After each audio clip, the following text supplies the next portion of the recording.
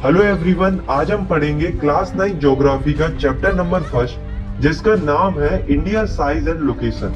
इस चैप्टर में हम इंडिया के साइज एंड लोकेशन के बारे में जानेंगे, वर्ल्ड में इंडिया की क्या पोजीशन है इसके बारे में जानेंगे, और साथ में हम इंडिया की नेबरिंग कंट्रीज के बारे में जानेंगे। हम इस चैप्टर को बहुत ही अच्छे विजुअल्स और एनिमेशन की मदद से समझेंगे, जिससे आपको हर एक टॉपिक बहुत ही अच्छे से समझ में आएगा। तो चलिए स्टार्ट करते हैं। दोस्तों, हमारी इंडिया की civilization one of the oldest civilization, मतलब काफी पुरानी सिविलाइजेशन, और हमारी जो हिस्ट्री है वो काफी रिमार्केबल है। अगर हम पिछले 50 सालों की बात करें तो इंडिया में काफी रिमार्केबल प्रोग्रेस देखने को मिला है, चाहे वो एग्रीकल्चर की फील्ड हो, चाहे वो इंडस्ट्री की फील्ड हो, और चाहे वो टेक्नोलॉजी की फील्ड हो। हर एक फील्ड में इंडिया ने काफी प्रोग्रेस किया है और इंडिया का ओवरऑल इकोनॉमिक डेवलपमेंट हुआ है। अब सवाल ये आता है कि हमारी इंडिया इतने बड़े वर्ल्ड में एग्जिस्ट कहाँ करती है, उसकी एक्चुअल लोकेशन कहाँ है, चलिए जानते हैं। तो जैसे मान लो ये है हमारा वर्ल्ड, तो वर्ल्ड के सेंटर से एक इमेजिनरी लाइन क्रॉस करती है जिसे हम बोलते हैं इक्वेटर, और इक्वेटर अर्थ को तो बराबर बराबर हिस्सों में बांटता है। तो इक्वेटर के ऊपर वाला जो पोर्शन होता है उसे हम कहते हैं नॉर्थर्न हेमिस्फीयर, और इक्वेटर के नीचे वाला जो पोर्शन होता है उसे हम कहते हैं सदर्न हेमिस्फीयर। तो अगर हम अपनी इंडिया की बात करें तो हमारी इंडिया लाई करती है नॉर्थर्न हेमिस्फीयर। तो सबसे पहले हम लिखेंगे India is a very vast country, मतलब इंडिया एक बहुत बड़ी कंट्री है जो कि लाई करती है नॉर्थर्न हेमिस्फीयर। पर इतने बड़े नॉर्थर्न हेमिस्फीयर में भी किस जगह पर, तो ये हम पता करते हैं लॉन्गिट्यूड एंड लैटिट्यूड की मदद से। तो जैसे मान लो ये है हमारी अर्थ, तो अर्थ के ऊपर जो इमेजिनरी वर्टिकल लाइंस होती हैं उसे हम कहते हैं लॉन्गिट्यूड, और जो इमेजिनरी हॉरिजॉन्टल लाइंस होती हैं उन्हें हम कहते हैं लैटिट्यूड्स। और इन्हीं लॉन्गिट्यूड्स और लैटिट्यूड्स की मदद से हम किसी भी कंट्री की या किसी भी जगह की एग्जैक्ट लोकेशन पता कर सकते हैं।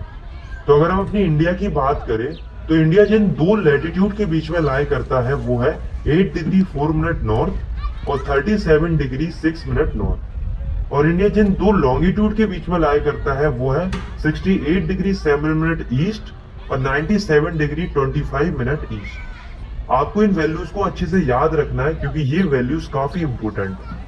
और हाँ, इंडिया के इस पॉइंट से लेकर इस पॉइंट तक की जो डिस्टेंस होती है वो होती है 3214 किलोमीटर, और इस पॉइंट से इस पॉइंट की जो डिस्टेंस होती है वो होती है 2933 किलोमीटर। अब हम बात करते हैं ट्रॉपिक ऑफ कैंसर की। तो जैसे मान लो ये है हमारी अर्थ, और अर्थ के 0 डिग्री लैटिट्यूड पर ये है इक्वेटर। तो जब हम इक्वेटर से थोड़ा ऊपर की साइड जाते हैं तो 23 डिग्री 30 मिनट नॉर्थ पर जो लैटिट्यूड मिलता है उसे ही हम कहते हैं ट्रॉपिक ऑफ कैंसर। खास बात ये है कि जो ये ट्रॉपिक ऑफ कैंसर है वो इंडिया के सेंटर से पास होती है और इंडिया को ऑलमोस्ट 2 इक्वल पार्ट्स में डिवाइड करती है। अब हम बात करते हैं इंडिया के आइलैंड ग्रुप्स के बारे में। तो इंडिया के 2 मेजर आइलैंड ग्रुप्स हैं, कौन कौन से, चलिए जानते हैं। तो जब हम इंडिया से साउथ ईस्ट डायरेक्शन में जाते हैं तो जो आइलैंड्स मिलते हैं वो है अंडमान एंड निकोबार आइलैंड्स, जो कि बे ऑफ बंगाल में लोकेटेड। सिमिलरली जब हम इंडिया से साउथ वेस्ट डायरेक्शन में जाते हैं और तब जो आइलैंड्स मिलते हैं वो है लक्षद्वीप आइलैंड्स, जो कि अरेबियन सी में लोकेटेड है। तो यहाँ तक हमने जो भी पढ़ा वो लोकेशन के बारे में पढ़ा। अब हम पढ़ते हैं इंडिया के साइज के बारे में। तो अगर हम अपनी इंडिया के टोटल लैंडमास की बात करें, यानी कि टोटल ज्योग्राफिकल एरिया की, तो इंडिया का टोटल ज्योग्राफिकल एरिया है 3.28 मिलियन स्क्वायर किलोमीटर। और अगर हम वर्ल्ड वाइड देखें तो इंडिया वर्ल्ड के 2.4% ज्योग्राफिकल एरिया में लाई करता है। अगर हम एरिया वाइज देखें तो इंडिया वर्ल्ड में 7th लार्जेस्ट कंट्री है, आप इस ग्राफ में भी देख सकते हो। अगर हम अपनी इंडिया की लैंड बाउंड्री की बात करें तो इंडिया की टोटल लैंड बाउंड्री है 15,200 किलोमीटर। और अगर हम अपनी इंडिया की कोस्ट लाइन की बात करें, मतलब कितना एरिया हमारा ओशन से लगा हुआ है, तो इंडिया की टोटल कोस्ट लाइन है 7,516.6 किलोमीटर। इसमें लक्षद्वीप और अंडमान एंड निकोबार आइलैंड्स भी इंक्लूडेड है। इनफैक्ट हमारी इंडिया की कोस्ट लाइन जितनी ज्यादा कनेक्टेड है इंडियन ओशियन के साथ, उतनी किसी भी कंट्री की नहीं है।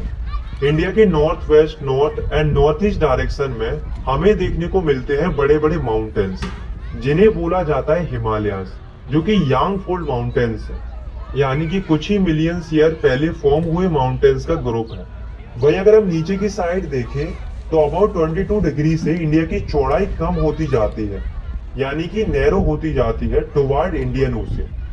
अब आप इंडिया के मैप को फिर से देखो तो इंडिया का जो लैटिट्यूडनल एक्सटेंड है वो ऑलमोस्ट 30 डिग्री है। सिमिलरली इंडिया का जो लॉन्गिट्यूडनल एक्सटेंड है वो भी ऑलमोस्ट 30 डिग्री है। पर अगर हम एग्जैक्टली देखें तो इंडिया के ईस्ट से लेकर वेस्ट की जो एक्सटेंड है वो छोटी है इंडिया के नॉर्थ से लेकर साउथ की एक्सटेंड के मुकाबले। अब आपको एक और इम्पोर्टेंट बात याद रखनी है कि अरुणाचल प्रदेश और गुजरात के बीच में 2 घंटे का टाइम लैग देखने को मिलता है, मतलब 2 घंटे का डिले देखने को मिलता है। ऐसा इसलिए होता है क्योंकि इन दोनों स्टेट्स के बीच में डिस्टेंस बहुत ज्यादा है और हमारी अर्थ कंटिन्यूअसली रोटेट कर रही है, जिस वजह से अरुणाचल प्रदेश में सनराइज 2 घंटे पहले हो जाता है एज कम्पेयर टू गुजरात, वही गुजरात में सनराइज 2 घंटे बाद देखने को मिलता है। तो इस हिसाब से अगर अरुणाचल प्रदेश में सुबह के 5 बज रहे हैं तो 2 घंटे का टाइम लैग होने के कारण गुजरात में तो 8 बजने चाहिए। पर ऐसा होता है क्या? नहीं ना, क्योंकि एक ही कंट्री में 2 अलग अलग टाइम कैसे हो सकते हैं। तो इस समय की गड़बड़ को सुधारने के लिए 82 डिग्री 30 मिनट ईस्ट का जो लॉन्गिट्यूड था उसी को मान लिया स्टैंडर्ड मेरिडियन ऑफ इंडिया। ये जो स्टैंडर्ड मेरिडियन है वो इंडिया के मिर्जापुर उत्तर प्रदेश से पास करता है।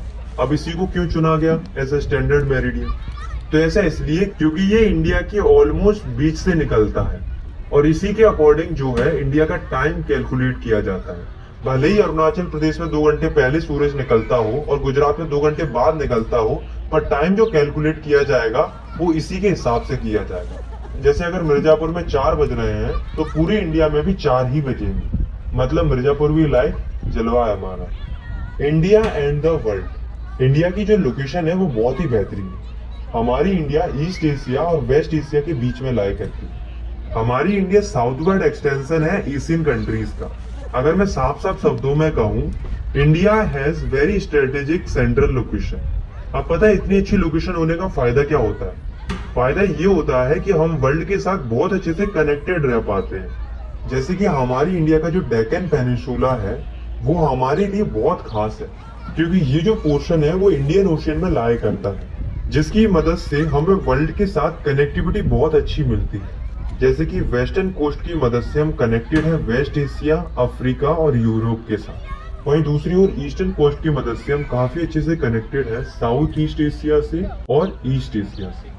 और दोस्तों आपको पता है इंडियन ओशियन के अंदर जितनी बड़ी कोस्टलाइन हमारी इंडिया की है उतनी बड़ी कोस्टलाइन किसी भी कंट्री की नहीं है। यानी कि इंडियन ओशियन के अंदर सबसे बड़ी कोस्टलाइन हमारी है, इसलिए तो हम इतने बड़े ओशियन को इंडियन ओशियन के नाम से जानते हैं। हमारी जो कंट्री है इंडिया, उसका कॉन्टेक्ट वर्ल्ड के साथ काफी पुराने समय से है। आज के समय में हमारी इंडिया वर्ल्ड के साथ लैंड रूट्स के थ्रू भी कनेक्टेड है और सी रूट्स के थ्रू भी कनेक्टेड है। पर दोस्तों पहले ऐसा नहीं था। पहले हमारी इंडिया लैंड रूट्स के थ्रू ज्यादा कनेक्टेड थी रेदर देन सी रूट्स, क्योंकि लैंड रूट्स सी रूट्स के मुकाबले इंडिया में काफी पुराने समय से एग्जिस्ट कर रहे हैं। आज भी इंडिया के नॉर्थ में माउंटेन्स के बीच में कई सारे पासेस देखने को मिलते हैं, जिनका इस्तेमाल एंशिएंट टाइम में ट्रेवलर्स किया करते थे इंडिया में आने जाने के लिए। और इन्हीं रोड्स के थ्रू कई सारी चीजें वर्ल्ड के अलग अलग हिस्सों में जाकर फैलती हैं, जैसे कि इंडिया के मसाले, इंडिया की उपनिषद, रामायण, पंचतंत्र की कहानियां, number system and decimal system, इस तरह की कई सारी चीजें वर्ल्ड के अलग अलग हिस्सों में जाकर फैलती हैं। वही दूसरी ओर ऐसा नहीं है दोस्तों कि हमने केवल सिखाया ही है, बल्कि हमने भी वर्ल्ड से कई सारी चीजें सीखी भी है। जैसे कि ग्रीक के लोग स्कल्पचर कैसे बनाते हैं, डोम्स और माइनरेट्स कैसे बनाए जाते हैं, तो हमने भी वर्ल्ड से बहुत कुछ सीखा है। लास्ट टॉपिक है हमारा इंडियाज नेबर्स। इस टॉपिक में हम भारत के पड़ोसी देशों के बारे में जानेंगे, लेकिन उससे पहले हम ये जान लेते हैं कि इंडिया में कितने स्टेट्स हैं और कितनी यूनियन टेरिटरीज हैं। तो हमारी इंडिया में टोटल 28 स्टेट्स हैं और 8 यूनियन टेरिटरीज हैं। तो चलो अब हम जानते हैं इंडिया के पड़ोसी देशों के बारे में, यानी कि इंडिया किन किन कंट्रीज के साथ अपने बॉर्डर शेयर करता है। इंडिया के नॉर्थ वेस्ट में जो नेबरिंग कंट्रीज है वो है पाकिस्तान एंड अफगानिस्तान। इंडिया के नॉर्थ में जो नेबरिंग कंट्रीज है वो है चाइना, नेपाल एंड भूटान। और इंडिया के ईस्ट में जो नेबरिंग कंट्रीज है वो है म्यांमार एंड बांग्लादेश। अब दोस्तों इंडिया के साउथ में भी 2 नेबरिंग कंट्रीज हैं जो एक्चुअल में आइलैंड कंट्रीज हैं, जिसमें से पहली श्रीलंका, जो कि इंडिया से पाक स्टेट और गल्फ ऑफ मन्नार द्वारा फॉर्म्ड एक नैरो चैनल के थ्रू कनेक्टेड है। सिमिलरली दूसरा आइलैंड पड़ोसी देश है मालदीव, जो कि लक्षद्वीप आइलैंड्स के साउथ में लोकेटेड है। तो ये है हमारे सभी पड़ोसी देश। तो यहाँ पर हमारा ये चैप्टर खत्म होता है। आई होप आपको ये वीडियो पसंद आई होगी। अगर आपको ये वीडियो पसंद आई तो आप इस वीडियो को लाइक कर सकते हो, चैनल को सब्सक्राइब कर सकते हो इसी तरीके की क्लास 9 की एनिमेटेड वीडियोस को आगे देखने के लिए। बाकी मिलते हैं नेक्स्ट वीडियो में, तब तक के लिए टेक केयर, बाय बाय।